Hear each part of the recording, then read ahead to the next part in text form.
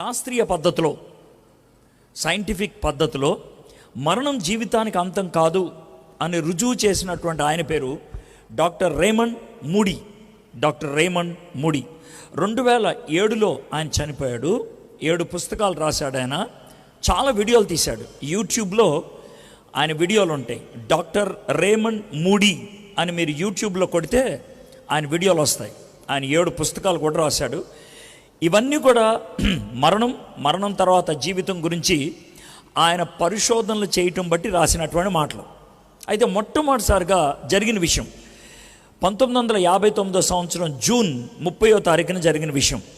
ఆ రోజు తన క్లినిక్కి ఒక పేషెంట్ని తీసుకొచ్చారు. హార్ట్ అటాక్ వచ్చింది, అతనికి అయ్యింది. పేషెంట్ని టేబుల్ మీద పెట్టే లోపల చచ్చిపోయాడు.